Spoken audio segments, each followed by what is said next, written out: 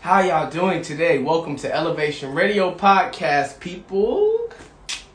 By the way, you guys will be able to catch this podcast on anywhere that you can stream podcasts, also on IGTV and on YouTube. It will be coming to YouTube in August, so yeah, definitely catch that. Okay. I have Cito Blanko here today.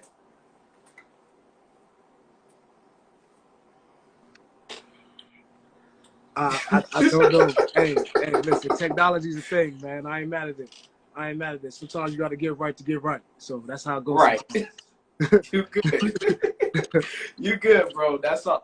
Just technical difficulties. That's all it is. It ain't nothing. That's how the game goes. It ain't never stop a player. You know what I'm saying? We're going to keep it rolling. We're going to keep it rolling. What's up, man? Welcome to El3vation Radio. How you doing? I'm good, man. I can't complain, man. Today's been a beautiful day. Been a character building day, but, we here to elevate. So we're going to take it to another level. You know what I'm saying? Keep the frequency high, and we tapped in. Okay. Have you done any other podcast interviews before? Yeah, I've done podcast interviews. I actually have a degree in media communications. I started with podcast and radio. I've had live radio shows. I've had podcast shows. So I'm tapped into the radio world. We outside. What? Yeah. Do you have anything I could catch right now that I could type in on my Spotify and catch?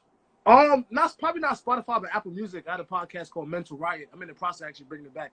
It's when your subconscious and conscious mind battles yourself. Mental Riot, yeah. And my first show was less is more sports, music, and life, the Triangle Offense. So those are the two things. Those are my babies for a little bit. But I might get back in the radio soon. But right now we're gonna stick to the stage. Yes, one thing at a time. One thing at a time. That's a fact. Yes. That's a whole fact. So we're gonna start with some simple questions. We're gonna knock out the simple questions, get that out the way. Also, I watched a lot of your YouTube videos, your poetry videos. Very, very impressive. And we're gonna go through a few of them, and then I'm gonna ask you, what your writing process was like, and other things like that. Also, if you guys are watching the live and you guys got any questions for Cito, or you got any questions even for me, please hit the question mark button, and we'll be happy to answer anything as long as it's appropriate. As long as you guys are staying within the inappropriate lane and nobody's being a hater, we good. We tapped in positive energy only. You know what I'm saying? Yes, exactly. Yep. So I just want to start with the basic question. So how did you grow up, and what was it like growing up for you? I'll say growing up wasn't too crazy. Naturally, I grew up close to arguably one of the biggest housing projects in the world, technically. But my family was middle class in the sense of I knew my father. My father was around, my mother was around. I never really had to struggle for a meal. But it's tough too when you try to apply for college and you ain't gonna get certain financial aid either. So it was one of those situations where it's we were better than most, but it wasn't. It was an interesting dichotomy. I call it I had a silver spork life. You know what I'm saying? It wasn't a spoon. We still have to figure it out, but I ain't have to struggle for a meal. Both parents, strong household, and it was just. But it's the Bronx at the end of the day, gangs, drugs, prostitution. You know what I'm saying? You start to see those things. I went to one of the craziest high schools in the Bronx, from different gangs and stuff like that, though. But it was character building. I wouldn't change it for anything. Beautiful experience nonetheless. Yeah. Wow. So, did you have a lot of friends who was, in that life, in that street life that you hung around? Yeah, but at the time you don't see it that way. At the time you don't see it that way. At one point in time, it's you look around and it's there was 6 of us and all five of my friends was blood, and I'm the only one that's not blood. But it's just kind of but you don't look at it that way. You look at it just the wild part is I tell people all the time, people now may look at you differently, but most of the people that I know that live that lifestyle, 95% of my life is the same. Ate the same food, went to the same games, watched the same things, wore the same clothes. That 5%, I might have went to the store and helped my grandmother. They might have went and did something wild, but we came back and was playing basketball together. So our lifestyles wasn't really different. It's just that 5% of a difference.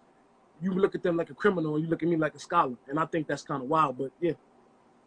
Yes, definitely. Yeah. Aisha says, Cito is amazing. Love his energy. Hello, Aisha. How you doing? Appreciate you, Aisha. Yes, definitely. So beyond that, how did you get into poetry? And how did you discover that you had a gift in poetry? To be honest with you, I never was an artist. I started writing around late. I started writing late, around 24, 25. My first poem was actually I had teachers that always told me I was a good writer, and they always told me I had a good storytelling. But I was the captain of the football team in high school. I was a jock, went to college, played football. I always had leadership qualities, always had that energy. I was the hoorah guy, the guy in the middle that's like, what time is it? Game time. You know what I'm saying? So I had that energy, but what happened was my first poem was actually on my friend's funeral. And I wouldn't even call it a poem. It was more just like he passed away and I had to find a way to say goodbye. And I was just sitting there and I was just writing it. And I'm just writing. And I feel like when he passed away, he wasn't on the best terms at the time. So I felt like you'll have to say goodbye because it was gonna sit on my soul if I didn't. And Wow. I was in the church and people were just amening and clapping. And so after that, writing just became therapy. Like any one of my shows, I don't feel like I'm a poet. I just talk my shit because I never really like studied the Shakespeare's or the Maya Angelou's or the, you know what I'm saying, the Saul Williams. I did that later on just from a competitive standpoint to understand, like, to get to know where you're going, you got to know where the game has been.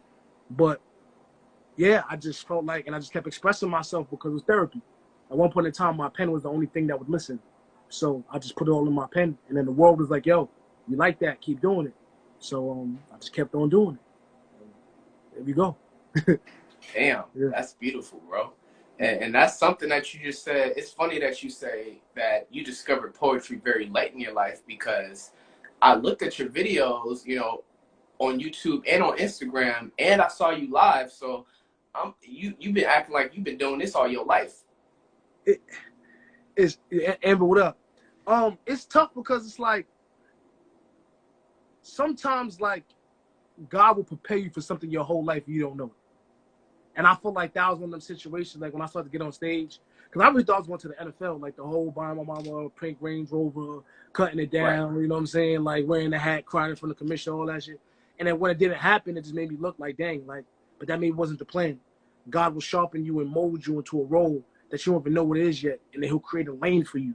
And then once you step into it, it's uncomfortable, but then you're like, wow, I see this.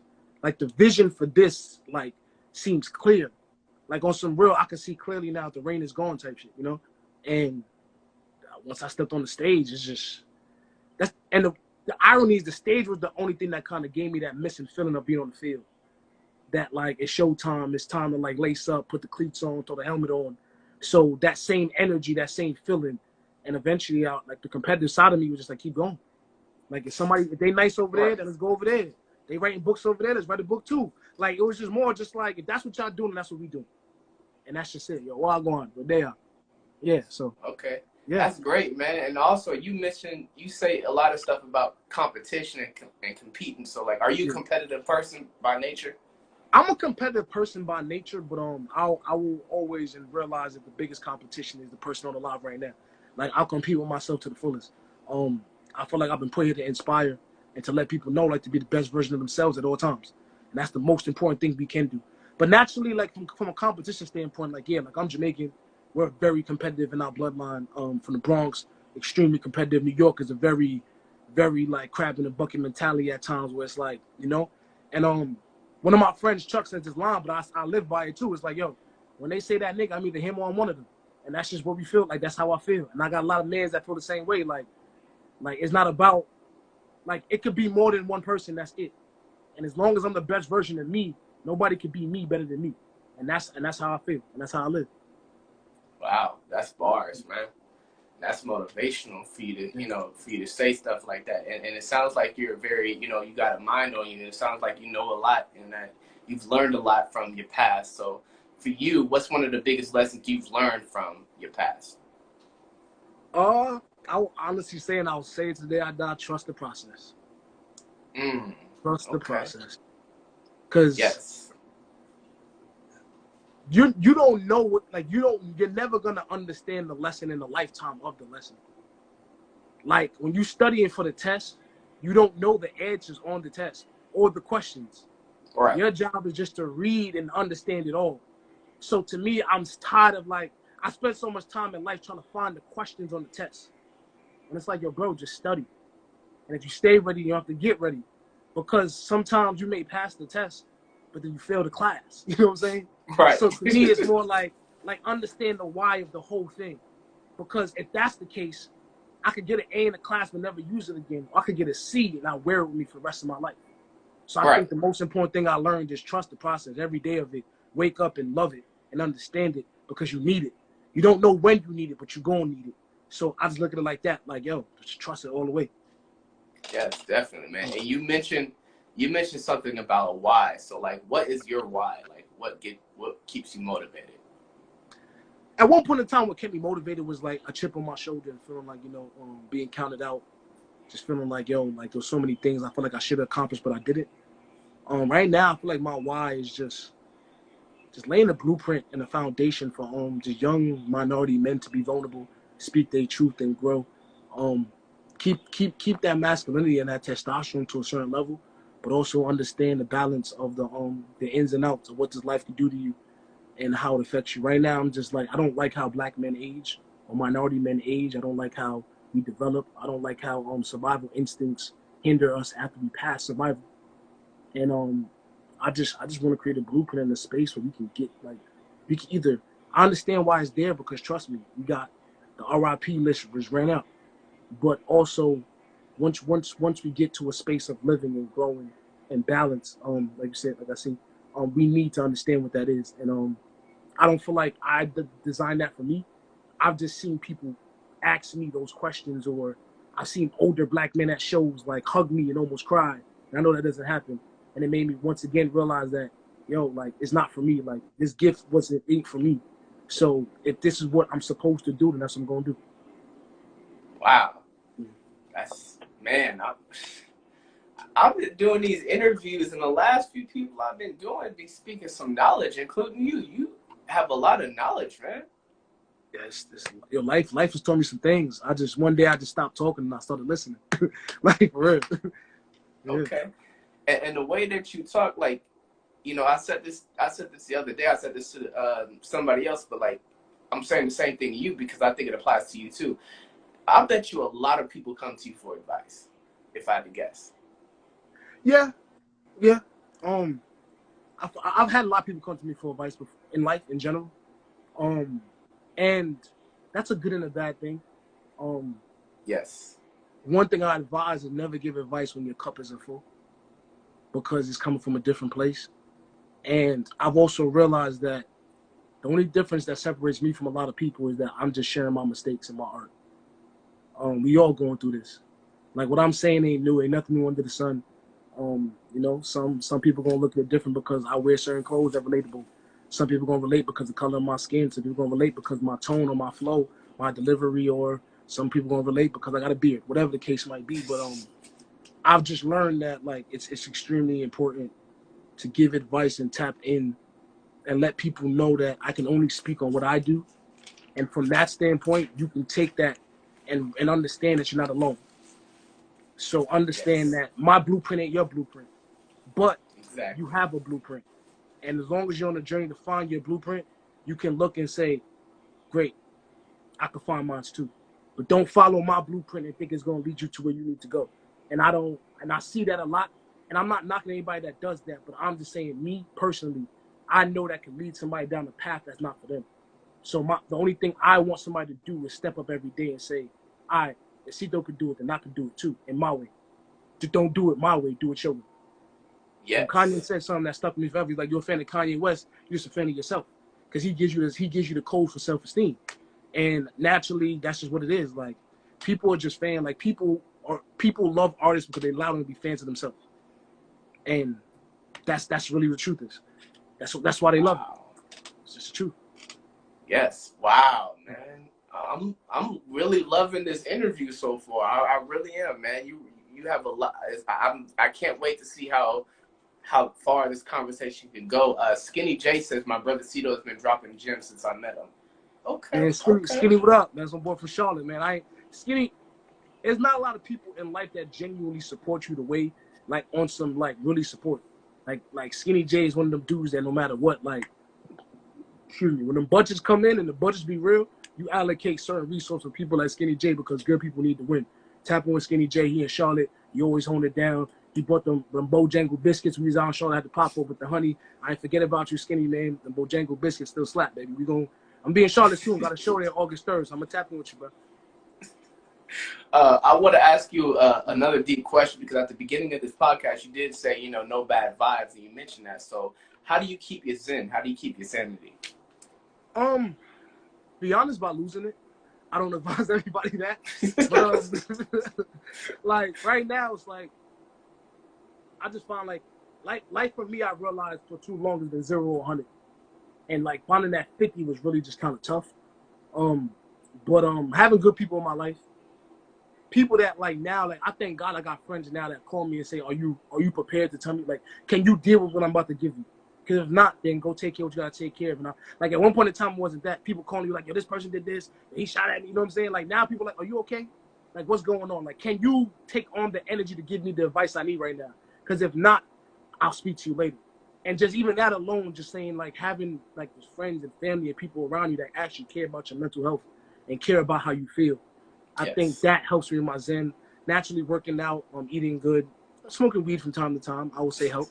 Ain't nothing wrong with that. Ain't nothing wrong with that. Ain't nothing wrong with a little 20, 20, and 20, you know what I'm saying? Exactly. But yeah, I would say just those things of just like keeping your balance and understanding your formula. Everything's a formula. The universe is an equation. The negatives and the positives. Understand your formula. Understand what makes you your best. Understand what makes you your worst. And it's my job to trim the fat on those things. Once you understand that formula, what it is, then I feel like the sky's the limit. Yes, definitely, man. So I want to ask from your perspective, like, how would you describe yourself as a person? Growth. I'll just say growth. That's the one word I'll describe myself, is just growth. Okay. Who I started with, the different phases. I've been a lot of different me's, and none of that has been less or more authentic. I've been the best version of me to the knowledge I've known at that space, and I'm really looking forward to the man I'm gonna develop to be one day. I think it's just like a lot of people say it's just the beginning, but I really be feeling like that. Like I really feel like I haven't even mastered discipline yet. I even haven't mastered just like self-love yet. That's okay. That's so, okay. And it is okay. And it is for people out there. It's extremely okay. I'm just really excited about like what that's gonna look like one day, and the legacy and the energy I leave on this earth. That's it.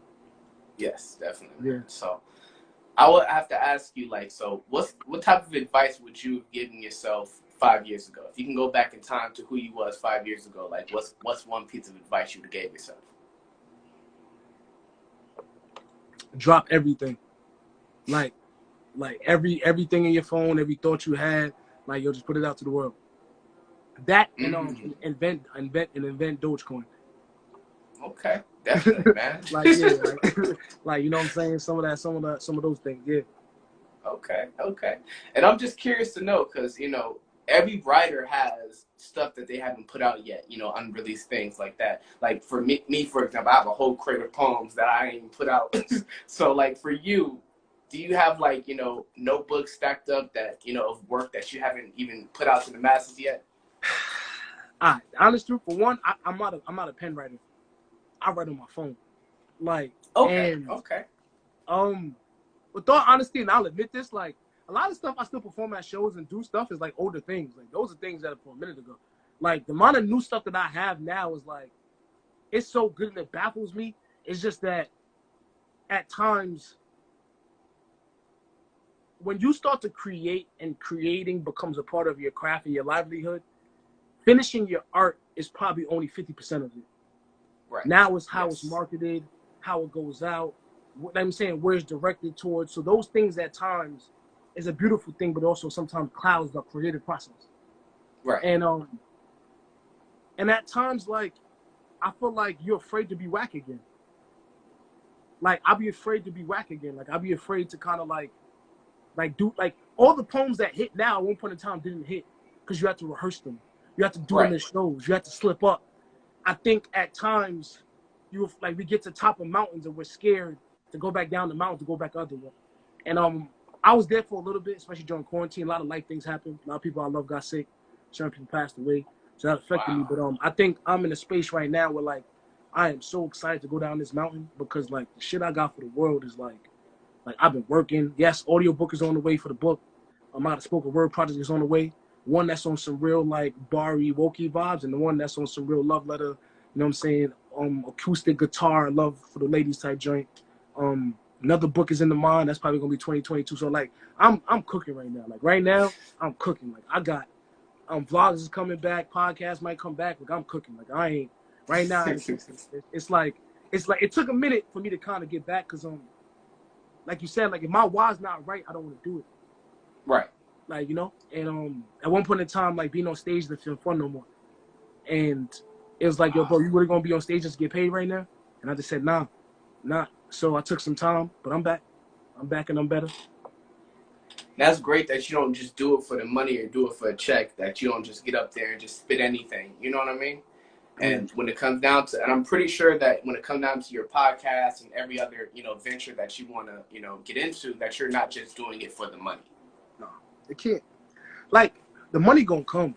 I think Bernie Mac talked about that. Like, when you perfect your craft and you tap in, the money gonna come. Like anybody that's great at what they do, the money gonna come. Like, money energy. Like, once I realized that, money energy. And like when you hold on to it, that's not how energy works. Like you gotta let that shit flow. Like money gonna go out, money gonna come back in. Like, you know what I'm saying? I'm not, you know what I'm saying? Like you don't. Somebody told me like you don't chase the bag, you create it. Cause if you chasing it, it wasn't for you. You know? So like you're not chasing bags no more. Like you just creating, like you cultivate it. And when you are you, like the world really pay you for being the best version of yourself. Like it's so wild. Like, yes. like when you get to the best, like everybody that's on it, when you get to the best version of yourself, the world will literally pay you. So if you wake up every single day and try to be the best version of you, somebody gonna sign a check for you. Like it's like that's just the formula. So stop worrying about the check and just worry about being a better you. And and to me, like that's the best advice I've ever gotten or just experienced. Like, yo, just wake up every day and be the best version of you, and somebody gonna sign you a check. As I say that, somebody got a check out there for $100,000, and I'm waiting for you. And I'm not there yet, but I'm waiting for it. And I appreciate you. Thank you now. Yes. Thank you from now. And the thing is that if you believe that it's far-fetched and that you cannot reach certain things, then it will never come. That's what I'm a firm believer of that. Soul Satisfaction says, so proud of you. And then Reese River says, nah, Chief Keef voice. Nah. That's a fact, though. That Chief Keef goat, though. Yeah, he definitely is, bro. We'll talk about, first I want to talk about your book. So tell me about your book. All right, so 98 cents. I created this book. The irony is that, like, one day I looked at my phone and I had a book. Now I have to take it and cultivate it, create the title and brand it. But it really just a space of, like, what I was speaking about, like, what does that freedom look like? Like, how do I emancipate myself from the world's perspective of me and how they view me? So many times, like, these narratives and stereotypes, like, are fed to us through movies, through audio, through marketing, through food, through everything. And then one day you wake up and you realize that you're programmed, that you realize that, like, this is not who I want to be. This is who society kind of just molded me or pushed me into or scarred me into. And I ain't want to be that no more. So this book was simply saying, like, yo, I don't care about the world's 2 cents. I got my own 98 cents. Like, how much does my freedom cost? If my freedom to be me costs me waking up every single day and fighting and breaking the matrix, and that's what it's going to be. Because I'd rather be free and fight every single day than to sit back and have to wake up and be in this system that's going to tell me how to breathe, how to eat, how to look, how to wear. And I'm not doing that. I'm good. I'm not. So that's what the book's basically about. It's just that process. Once again, not every poem is going to hit for everybody. Some poems going to make people feel away. Some poems going to make you like, but one thing it's going to tell you is that, like, yo, like, I did the work to get to a point. I ain't done yet. I did the work to get to a point. And in this process, if you see that work that's done, hopefully my work will help you with your work. You know what I'm saying? In life, the irony is that we can cheat off each other paper, you know? So if you want some of the answers to my test on how I got to that point, tap in 98 cents. You know what I'm saying? It's on Amazon or CitoBlanko.com. And that's just it, you know? Yes. We're going to read a couple comments. Samuelson says, Big Boss. I'm butchering the hell out y'all names. I'm not, not very good at reading, as y'all can see. Soul Satisfaction says, if it hurt, look in the mirror. Okay. Yeah, okay. It's a fact. Yeah. Yes, definitely, man. So we're going to go over a couple of your poems that I've watched on YouTube that I've found very impressive. First, we're going to start with one of your most recent poems called The Word. Yeah, okay. Oh, yeah. So I'm going to bring up a quote. You said, they say it started with the word, but that's absurd. it had to start with the emotions because that's the potion that fills the ink. Yeah. Tell us about that. They say all the time, like the Bible, or they say everything is started with the word. Right. But to me, it's kind of like we all know if if 80% of communication is nonverbal, it couldn't start with the word. For somebody to write something down, they had to go through something that wanted to write it down. So if it started with the word, that's absurd. It had to start with these emotions, because that's the potion that spills the ink. Like, we can't write if we don't feel nothing. So you're telling me it started with the word, it's cat. It started with somebody feeling something, then they wrote something. So that's all I was saying. Okay. Yeah. Okay. Yeah. TJ Self-Care says, I saw Cito in Oakland. Show was amazing. Loving the book. Appreciate that, man. Thank you for the support and tapping in. Oakland was a vibe. I love Oakland. Like, I ain't gonna lie, I gotta go back to the Bay. Like, even when we left the show, when we seen the cars, everything was up. There was a taco truck. Yeah. Everybody's in the street. It was good. I was like, oh, man. I was like, Oakland, a vibe. I beg on Oakland for sure.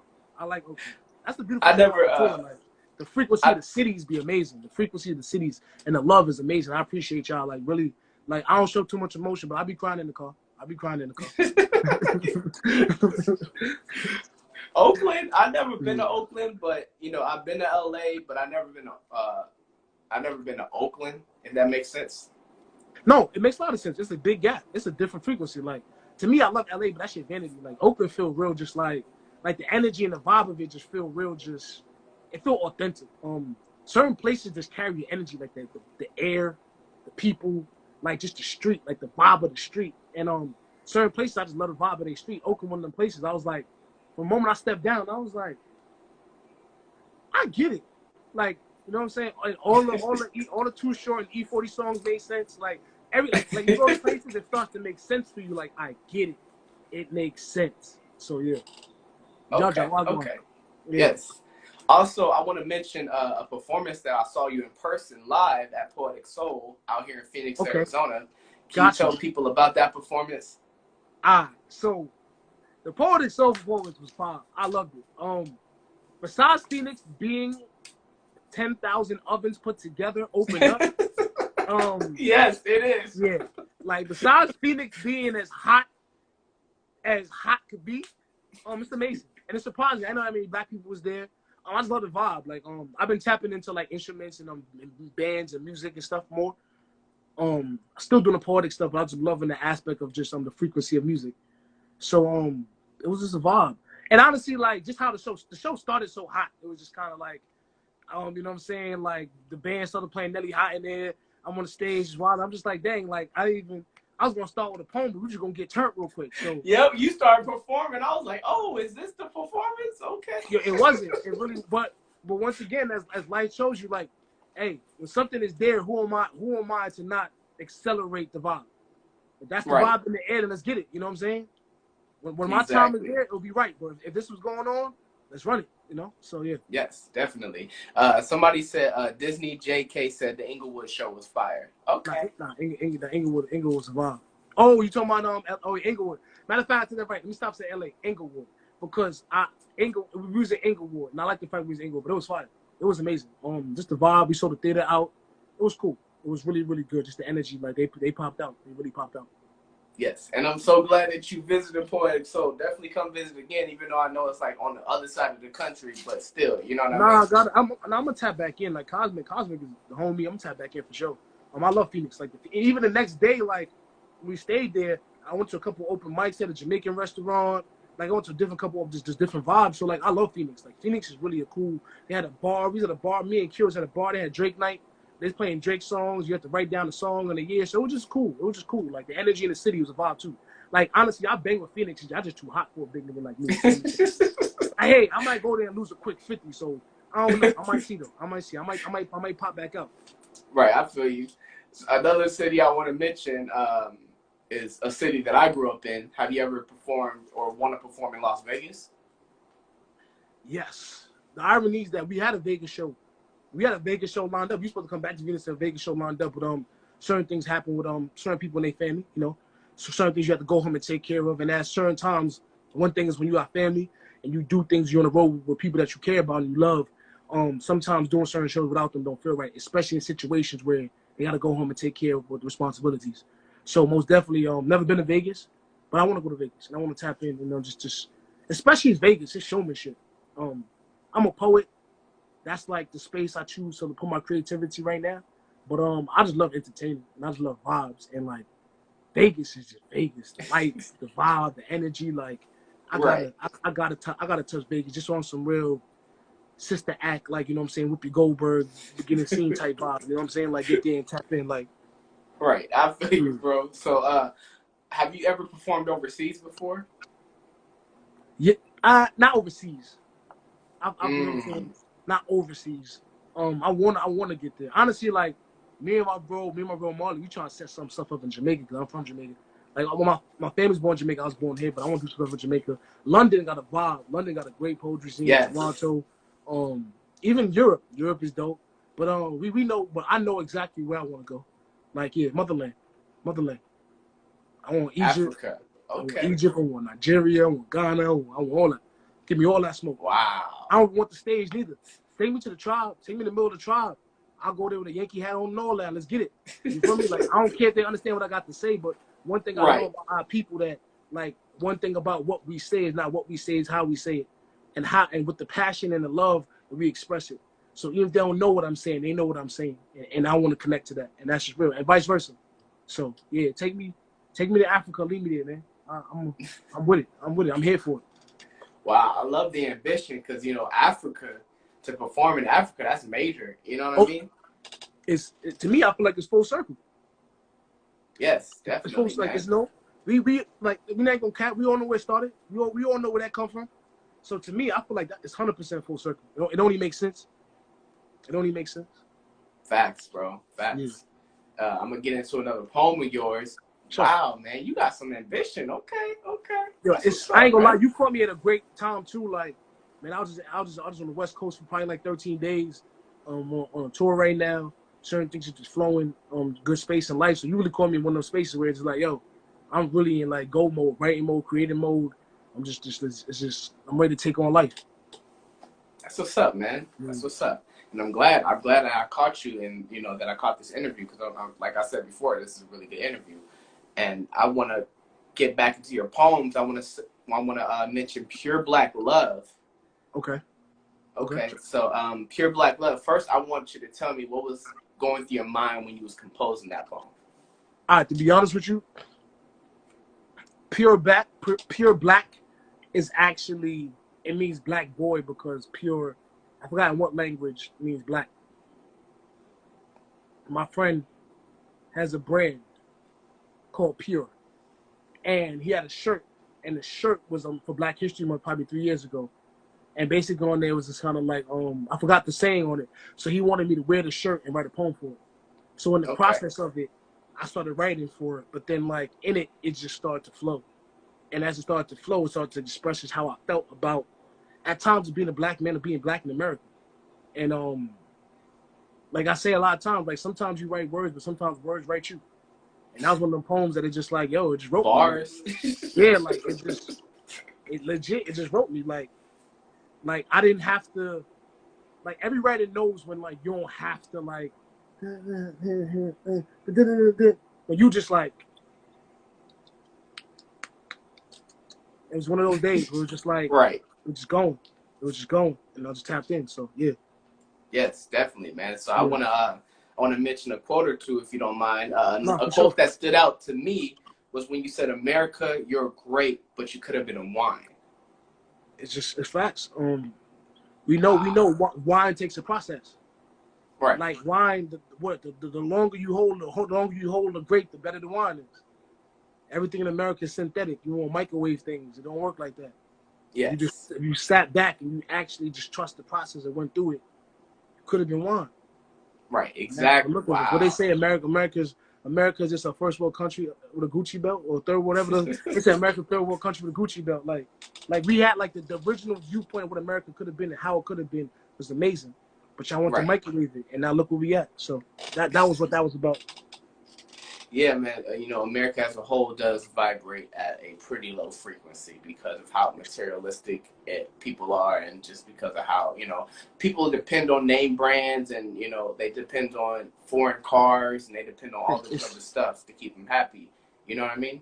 No, 100%. That's why, like, islands where, you know, they don't have all this processed food, and this food that's poisoning us. You know what I mean? Like all of these islands and places like that, and they're meditating and things. Like you notice, like when you see like COVID and stuff like that, you notice that COVID ain't really affecting those people like that. No, but it's because the system, it's a different frequency, like you was explaining. I go to Jamaica all the time. It's a third world country, but I love it. It brings you back to just the purest forms of life, just breathing, eating, love, being there, experiencing things. Don't get me wrong, like they're not perfect, but those places' lack of perfection has nothing to do with ambition, effort, or ability. It has more to do with the capitalistic viewpoint of those. And yes. It's a conversation for another day, but we got to get back to just the purest form of life, because yes. without love we can't conquer all, and that's just that. Yes, definitely, man. So another thing that you mentioned in the poem is the Statue of Liberty and how they changed it from a black woman to a Caucasian woman. So like, how did you find that out? School. Just that was one of those school things that, like, you know, like there's very few times like your parents come home, you go home, and like you know, like you have to go to barbecues and shit. Feel like, oh, what'd you learn in school today? You know what I'm saying? Like, there's very few times I came home with something that I genuinely cared about. I remember, like, when somebody's like, what'd you learn in school today? I was like, I learned that Statue of Liberty used to be a black woman. And it was, you know what I'm saying? Like, I was happy about that one. Like, I was like, yeah, I'm riding with this. Like, y'all playing. Like, that was it. I remembered it. And it just, but also the symbolism of it. Like, just what black women have done for this country in the sense of not just creating or birthing black men, of me and you, but also back in those days of raising the families or masses, children, like, and then like cultivating the earth, being in the field, like cooking. Like when you start to factor it in, it's kind of like America, like you was raised on Big Mama. You know what I'm saying? Like America, like you know what I'm saying? Like you raised on, like you was like, that's what it is. So this, and for another country to understand that and symbolize that and give you a statue to symbolize the importance of that, and just like how America do, y'all niggas whitewashing. And to me, I was just like, that's crazy to me. And for the people that don't know that, I don't remember that. Like, yo, the Statue of Liberty was a black woman, and it should be a black woman. And for those that didn't listen to the history class, I need y'all to understand that. Celebrate black women. Yes. And America should have, and they didn't. And every time they hear that poem, they need to remember that. Right. Exactly. Yeah. Wow. You spit knowledge right now, man. I appreciate it. And another thing I want to ask, I want to touch base on something else. I'm just curious to know, like, what's like a misconception that people usually get wrong about you?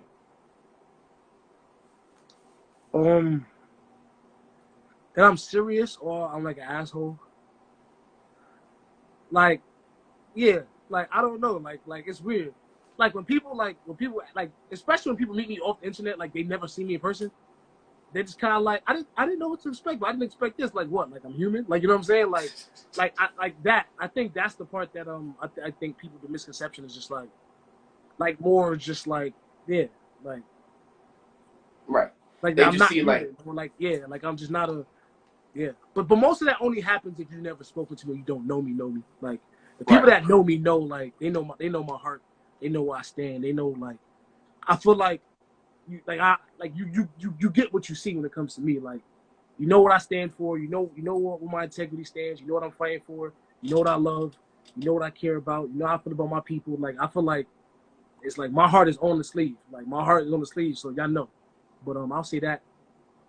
Okay. Yeah, that and the other thing is that I'm taller than I look. That's your what? 6'1", sometimes 6 foot. People be thinking I'm like 5'10", like nah, you know what I'm saying? I'm 5'8" nigga out here, you know what I'm saying? If I got some Timbs on, might be good, but that's about it, you know. People think I'm a little bit taller, that's about it. Yeah. I feel you, bro. Because, like, I did check out your Instagram, and I will say that if a person just looked at you and your pictures, some people, like the picture that I posted with the flyer, like some people would say, like, you giving off very Rick Ross. Yeah. And, like, they would look at you like, I don't know, like, he looks a bit intimidating, but, like, also, I will speak on the implicit bias of people, because if it was a big white dude, you wouldn't be saying the same thing. Which is a fact. That's 100% a fact. Especially that. Like I'm big black and I got a beard and I'm loud. It's kind of like The stereotype is like, but it's like that's far from the case. You know what I'm saying? They hockey on. No, I'm just a teddy bear hockey. They automatically think gangster, and they really, they really be getting that wrong about you. No, that's a fact. That's a whole fact. Yes. Samson says the biggest boss that you've ever seen. That's I'm not even gonna say Maybach music, Blanquito music. Hey, another thing, man. So you're into poetry and you do it very well. You do spoken word very well, and like, have you ever thought about going into rapping or anything like that? So I love music. Like I love music with a passion. Like I could recite music, karaoke. Like I love music. I've dibbled and dabbled with live bands. I have stuff over beats. It just never clicked for me in the sense of just like, it just didn't click for me in the sense of rapping. Every time I do it, it's like, I feel like at times I don't feel like I'm all the way a poet, but I don't feel like I'm all the way a rapper. Like this is like, there's this interesting space in between that I've been trying to just like execute and tap into where just kind of create my own sound. Cause, I'm cultivating and I'm getting there, but I feel like I just try to, I learned a term too. They say like, when you, in theater, they say when you break the fourth wall, like, because in theater is a box. So when you break the fourth wall is when you start to speak to the audience. Is when you start to tap into the audience and you're connected. I feel like right now, I haven't broken the fourth wall in the sense of like instruments and music yet, where I'm able to connect to the people that I may have done in poetry. But, and some people just like, they say the poem's over the beat, but like everything's the energy and the frequency. And music especially, like, just like when stuff clicks, it clicks. Like, you don't know why something feels good, sounds good, but you know what the feeling is. They might have said, you remember what they did or what they said, but you remember how they made you feel. Certain songs, we don't even know the lyrics in it yet, but we remember how we felt when we heard it. I want to make sure that if I get to that space, I remember the feeling gives me what I want. And if not, then I'm not going to just play with it. And I think that's where I'm at. Okay. I feel that, man. I also want to talk about my personal favorite poem by you, called He's Art spoken word poem, the little mini movie that you did. I want to talk about that because that's one of my favorite ones. So I want you to tell me how you conceived that and the making of that movie. To be honest with you, like, I wrote that poem because when I shot that video and edited it, I didn't have the poem that I intended to put over it. It didn't fit. Okay. So legit, when I shot it, I saw the edit and I said, that's the other thing with life. Like, yo, don't force things. If you realize something's not for that, then it's not for it. So I sat back and I said, all right, now I have to write a poem that goes with this because I love how it came out. And the two people in there, that's one of my closest friends, Julian, and that was his girlfriend. So there was my music at the time. So naturally, just looking at the space and the emotions that they were given, that's what the poem was just basically talking about. Okay. Yeah. Okay. But I love that poem a lot. Like, that poem has one of my favorite stanzas ever. And to a point that I was like sometimes, like, as a writer, for me, I don't know everybody, sometimes I gotta Google shit to see if somebody else said this. Cause I'm like, nigga, you ain't write that. Like, you know what I'm saying? Like that was, like, nigga, you ain't write that. Like, yo, like, fuck out of here, nigga, you ain't write that. Like, you know what I'm saying? Like, that wasn't like, cut it out. Like, yeah. So there was a couple, one stanza in there, I Googled every word. Like, I wrote that. Like, wow, that was a real, like, yeah. Okay. Like, I want to mention a quote that you said. You said, show me your art, remove the HE because he no longer has your heart. Yeah. That was bars, bro. Yeah, that was honestly, bars, that was what a lot of people had, but I just be like, all right, cool, I'm going to leave it. But that, you know what that line was actually inspired? I'm not sure they have it in Phoenix. Anybody, like, a lot of cities you go to, they be like, protect your heart. They spray paint it on the floor. So, like I just kept seeing it, and it just popped in my mind one day, like, you know what I'm saying? But high key also, it's like, because I spoke about it, I was like, you thought like you could, like you tried to frame me, and then you want to paint a picture that you wanted to see. So it's kind of like, show me your art, like show me your expectations. Show me your expectations of what you think I'm supposed to be, because you just tried to frame me and paint the picture that you want to see. So show me your art. Remove the HE because he no longer have your heart. So now don't blame it on the last nigga you was with, but I don't have it neither. You know what I'm saying? So now we're talking about what do you want out of a man? Not just me. Don't think about your last nigga or me. What do you want out of a man? Not just what we could have been. And then that's why I say God's son around your neck, but I'm not your ether. Like, I'm not here to end you. Like, you know what I'm saying? Like, you can hate me now and just take a vow, but we both know this wasn't ended in vows. Like, you know I wasn't the one. So like, why are we really kind of going down this path? Like, I destroyed your life when you knew I wasn't the one to spend your life with. And if you listened to your soul, you would have knew that, but you didn't want to. So that's what that really kind of just speaks on, like that part. Okay, I love it, man. I love it. I'm loving your answer. So I also want to get into this. I'm just curious to know, do you have any other talents that, you know, you haven't really shown much of?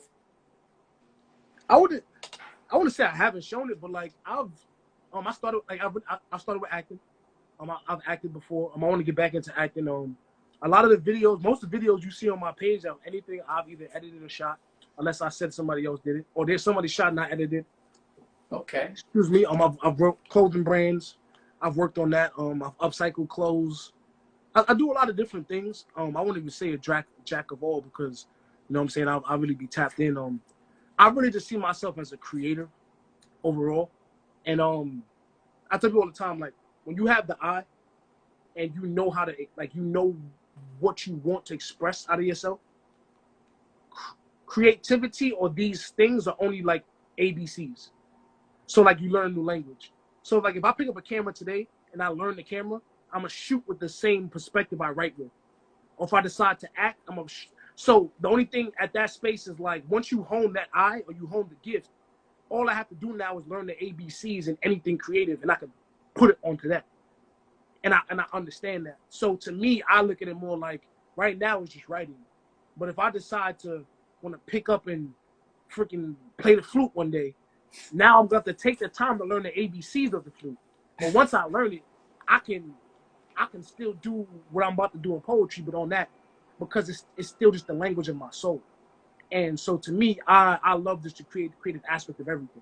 I'm to pick up something and just try it, dude. And before you know it, nigga, how'd you learn the piano that fast? Like, hey, it's life. Like, if everything on earth is made for humans and for us and made by us, and I can conquer it, because somebody with the same mind as me made it. So why can't I do it? And that's just how I look at it. Yeah. So just that I can do anything kind of mentality, pretty much. Okay. I could work towards anything, I'll say. Yes. Yeah. Yes. Yeah. I could work towards anything. Yeah. Yes, definitely, man. So I want to ask you, out of all of these poems that are on YouTube, what is your personal favorite? They switch up and they change. I think my favorite poem of all time, just from and this is not from like a bar standpoint, just from like just what I feel like it just means in life is finish your breakfast.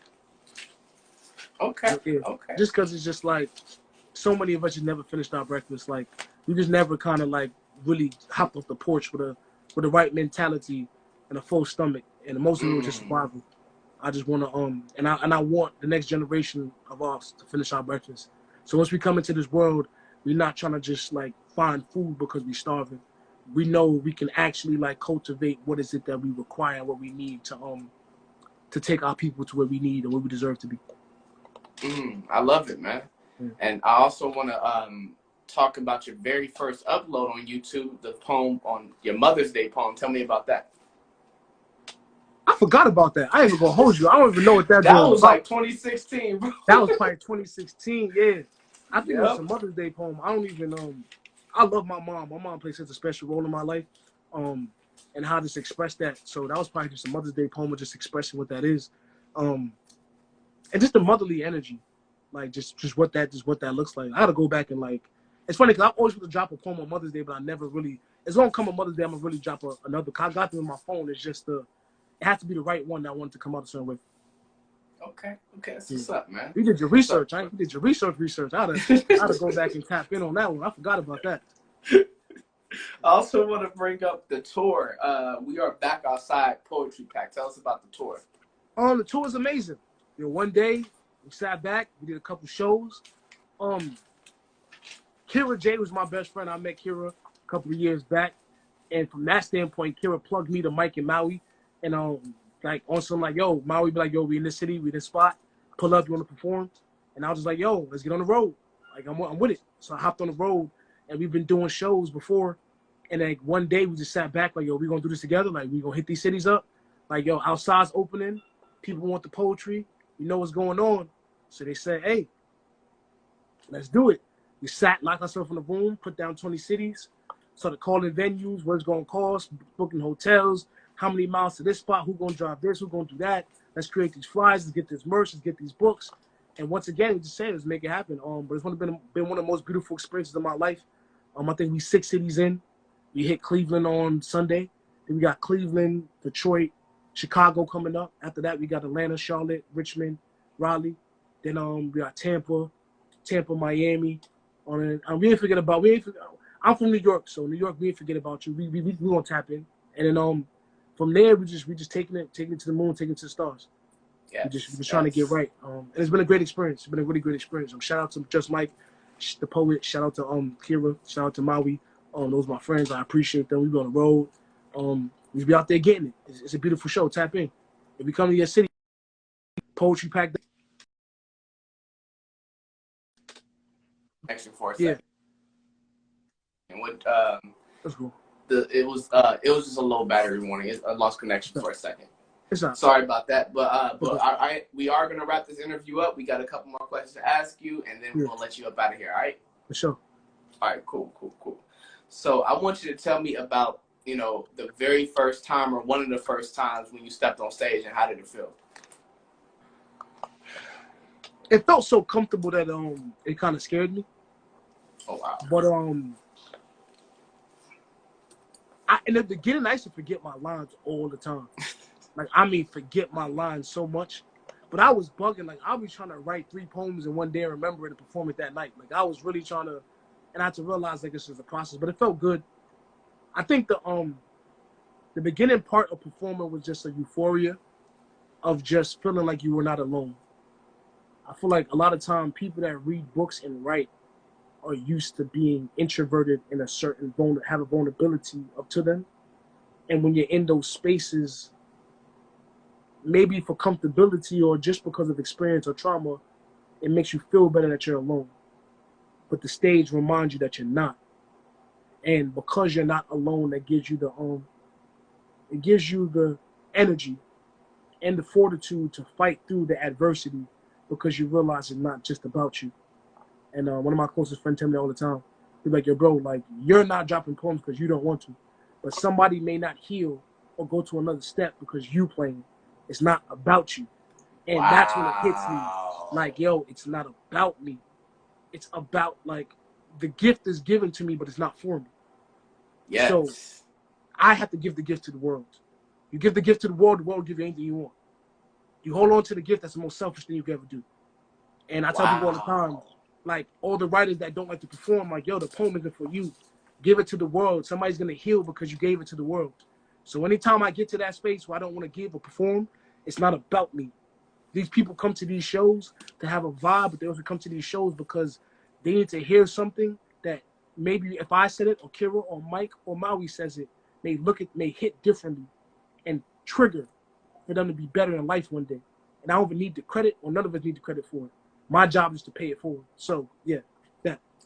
Wow, you already touching people in the audience, because a lot of people are commenting saying they really heard what you said and that, it already hit them. So, you definitely are already inspiring people. So that's another thing that maybe you could get into is motivational speak. I told the earlier interviewer that too, but it's because some of y'all really just have a natural for inspiring people. You know what I mean? So has anybody else told you that you have a natural for inspiring people? I've gotten that. I'm gonna get my I'm not chords gonna real quick. argue keep going. I can hear you. Yeah. I'm not gonna argue that I'm not a big Eric Thomas, Les Brown, even a Zig Ziglar.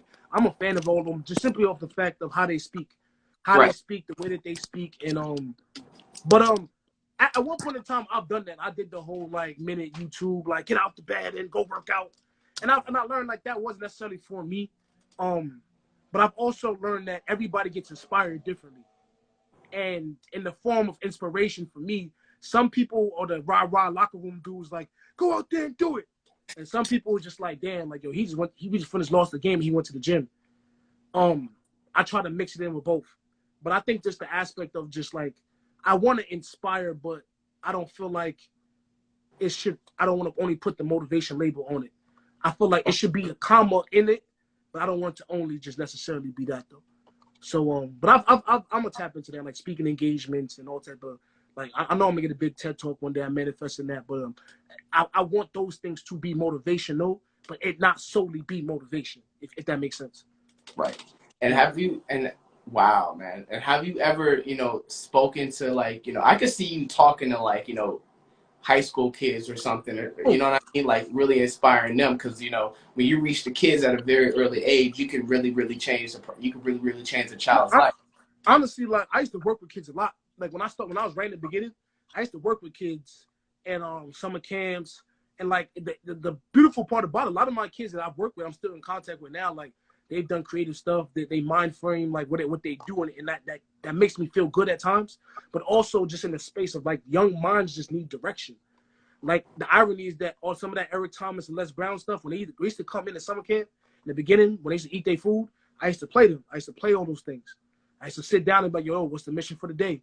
What we doing today? What's your mind frame? What you tapped in on? What you want out of this program? What you want out of your day? Because direction is extremely important. So I tapped in with that. My stuff has been shown in schools. I performed at schools. I speak in schools. Because like you said, like, that's finishing your breakfast. To give kids wisdom at that age, when they can, like, not go through the mistake, that's finishing the breakfast. You know what I'm saying? That's going back and dotting the I's. You know what I'm saying? And crossing the T's. So with kids, yeah, I actually want to start a nonprofit one day and tap back into the kids and have programs where they after school where, especially, it's going to be for the women and girls too, but for the younger minority men, in the sense of expressing their feelings, enhancing emotional intelligence, enhancing creativity. And don't get me wrong, we're going to tap into the sports, but you can do that too. Like, bro, you can shoot a basketball. My moving pictures on here right now. Yo, Heck, what up? You can shoot a basketball and run track. Like, Heck, me and Heck run track, but you can also pick the camera up and shoot too. Like, understand both aspects of it, because as time goes on, I see so many men go through post-sports depression. Once you stop playing sports, you don't have the label of that anymore, and now you don't know what to do. But if you're working simultaneously with that and other creative things, you can always be a part of the sport. You could shoot pictures, you can do the over, you know what I'm saying? You can do so many different things. So I want that nonprofit to tap into just the aspect of being able to express yourself in a platform that doesn't hinder you or hurt you for your future. And that's emotionally, spiritual, or mentally. Wow, man. That's great, man, that you actually, wow, man. I'm gonna be playing this podcast over and over again, because, like, it's so much knowledge in this podcast, man. So I want to ask you personally, what's something that you wish somebody would have taught you as a teenager? It's not always how you feel. Remember the goal in mind. Okay. Sometimes, and not in the sense of neglecting your mental health, not in the sense of neglecting, like, just overall where you at in life. Right. But and I learned this recently, like, and I've known before, but somebody spoke it, so I'm not even gonna take credit for it. But our emotions are fickle. Like, just because you don't want to do something doesn't mean you don't do it. In the sense of, like, it has to get done. Like, discipline has to trump emotions and feelings. And, like, some days you don't want to work out, but you're supposed to, so go work out. Right. Some days you don't want to write, but you're supposed to, so go write. One of my mentors said at the time, like, he had to get to a space where he had to be able to write when he wasn't inspired. You're not going to always be inspired. You're not going to always want to do something. But the discipline and the fortitude of knowing the goal of what you're trying to do has to trump the feeling of, I don't want to do this right now.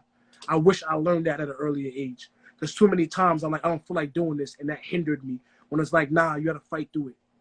Because that feeling right there is going to pass. But you not completing that is going to live with you, and that regret is going to live with you. And I wish I learned that earlier. Wow. That's something I wish I would have learned earlier too. So, we definitely in the same category with that, bro. Yeah. Wow, man. Because self-discipline is, it can be extremely difficult. You know what I mean? And it could be something where, like, you got to fight your mind and you got to fight your body, especially if you grew up in a household or in an environment where people didn't have self-discipline. That's a fact. So was that your thing? Did you grow up in a household where there wasn't a lot of self-discipline? Nah, it was self-discipline. I grew up in a Jamaican household, but it was more just kind of like, it was more self-discipline of making sure you do the things that are supposed to be done. So, like, make sure your homework is done. You know what I'm saying? Make sure you do this. Make sure you wash dishes. Make sure you clean your room. and those things. So those disciplines were there. But like, don't get me wrong, like my parents also gave space for the creativity aspect of it. But sometimes, especially as creators, we'll convince ourselves that we're being creative when we're procrastinating. We'll convince ourselves that we're being free thinkers, or we're waiting to get something done because this is our process. When in all honesty, we're bullshitting. And I think once I realized that to take creativity to another level and to ascend, to go from good to great, and then from great to like excellent, and excellent to elite, is trimming the fat on the little things where it's like, all right, artist hat is on, but now business hat is on. But now coaching hat is on. What has to be better? Like, you should be able to tell yourself or realize or audit what needs to be done before you get there. Because at a certain point in time, the world only likes you because you just do something. You know? To be great at something, like I say all the time, like 80% of people don't show up to the gym. 10% is mad they gotta pay to get in. 5% is happy they hit the rim. Last 5 want to be great, like the story begin. Nobody's been Kobe when he was shooting in the gym, because the price to be great is worth more than the win. You gotta deal with the pain and not want to be the same as your friends, but even still want to get them a ring. So if you don't understand the pain, you don't understand the rain of how sun shine off the Father stretch their hands. So to the space of just like, everybody wants to be a millionaire or to be elite, but like I think Navy said, everybody want to go to heaven, but nobody wants to die. Everybody wants to be a millionaire, but they don't want to turn themselves into a millionaire. They don't want to do what millionaires do. And that's when like life changed for me. Like I've seen some of my closest friends change their life. Shout out to Tips. Yo, Mouse, what up? How you doing, man? Yo, appreciate you. That's my guy. But I've seen so many of the people that just done great things. And the one thing I realize is that the sacrifice has to be what it has to be to get to that point. And if you're not willing to you're only as good as what you want to sacrifice. And I'm looking at myself every day with that. So, yeah. And man, I'm a change your poetry name from Cito to Facts with a Z. That's your new name is Facts. And I'm seeing why, like, you know, because when I listen to your poetry, you do drop a lot of facts in your poetry. So, you know, talking to you in person, like, that's one thing that, you know, I wouldn't say didn't surprise me, but I would say, like, in your poetry and the way you're talking now, I definitely see, you know, why your poetry is so knowledgeable and has so much knowledge in it. You know what I mean? Yeah, for sure. Appreciate that, man. Yeah. Yes, definitely, man. So I'm only going to ask you I'm only going to ask you 2 more questions, and then we can get about. One of the questions that I do want to ask is, what's the best part about traveling the country with your poetry? The vibe. I'll say the vibe and the scenery. I like exploring cities. Like, I love them scooters, man. I'm gonna drop my bags on, hop on a scooter, throw some headphones on, and just like explore, to see things. Certain things are everywhere, like you see like the homeless people everywhere. You see different corner stores. You see different certain supermarkets are in certain parts of the country. Some people got Rite Aid, some people got Publix. Like, I like seeing all those different things. Like seeing a whole restaurant I don't know about. All right, so that's somebody's a millionaire, got a whole franchise of restaurants. I don't know who he is, what they do. Like, I just love to just explore, like, I would say like the anthropology of like life. Just seeing people and what they're doing and how they're doing and what that city is about, you know? What the water looks like. Where's y'all lake? Where's the fashion district? You know what I'm saying? Just how things are. What color are y'all taxis? What color are y'all buses? Like, do y'all have trains? Like, those things like fascinate me just because I just like to see how people live. That's the coolest part, I'll say. Okay. Wow, man. So I want to ask you one last question. And I just want your honest opinion. So what's your advice for anybody who, you know, is a poet or a writer like you, but they're just too scared and too afraid to take a chance to get up on stage and speak in front of people? What do you got to say to those people? I'm not going to sit here and just say they only people because I understand it. Okay. The fear of it. But we all, like what they say, I think you say, like, just do it with the fear. If you're waiting for the day for the fear to escape you, that day will never come. But there will come a day where you realize that what you can provide will be deeper and better than the fear. fear is only what? False evidence appearing to be real. What's the worst that's going to happen?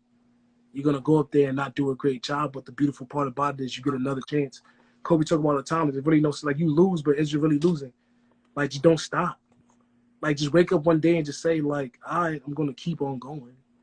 And just keep going. Like, because regardless of the fact, there's way more people that don't get on stage. So when I go on, I'm like, the first thing, like, for you to get on stage, you won already. You already won. So after that, just keep on working your way up. Because I'll say this, there's so many people that want to write that don't write. Right. So the people that wrote, you're already a step ahead. There's so many people that wrote that will say it and record it, but then won't perform. So then you're already up. There's so many people that, you know, so every time you look at it, it's like there's another step where it's like you already took a step. Just keep going. And if the stage isn't for you, that's okay too. But then find what's for you. There's plenty of people that just write and just post it. That's fine. Like, because there's poetry and being a poet and there's a spoken word artist. So, yes, there's a difference. Yeah, there's definitely a difference. So if you want to just sit back in your room and record it, that's fine too. My biggest thing is find what works for you. But if you allow fear to not allow you to do something, it's not going to just be the stage. That's going to follow you in every aspect of your life. And that's something that I can't accept for me personally, where it's like, I'm not going to be going, hey. And the wild part is if you suck, think about the beautiful part about this. You can only go up. Like, and 9 times out of 10, it's not going to be bad. 9 times out of 10, you might be nervous. You might forget some of your words. You don't want to look somebody in their eye. But that's just repetition. That's comfortability. Just do that over time. Like after a while, just repetition. Yes. Like, nobody expects you to go on stage the first time and be Maya Angelou. Like, that's not, like, I'm saying, that's not the case. All you need to do is just have certain goals. All right, get through the whole poem. Make sure my tone is at this space. Boom. That's it.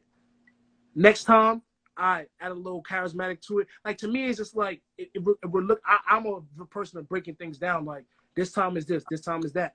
Just break it down and just understand that as long as you get better every single day, that's the most important part. Nobody just jumps. Like, you don't just jump. You don't just get good. Like, success is a formula. Like, being good at something is a formula. It's repetition. You can't cheat that process. Just go through the process. Yes. I love it, man. So we're going to get up out of here. Thank you so much for tuning in, and thank you so much for coming to this podcast. I appreciate it. Please tell people once again where they can find your book and where they can find you on social media before we roll up out. For sure, man. You know what I'm saying? Follow me on the gram. It's Cito Blanko. That's CITOBLANKO. 98 cents on CitoBlanko.com. It's on Amazon. And yeah, man, we're here. Beautiful interview. I appreciate it, man. Shout out to everybody. The questions, the comments, and everything was dope. We tapped in, and yeah, Cleveland, I'll see you on Sunday. Yeah. Thank you so much, and you have a good one. Okay. All right, man. All right.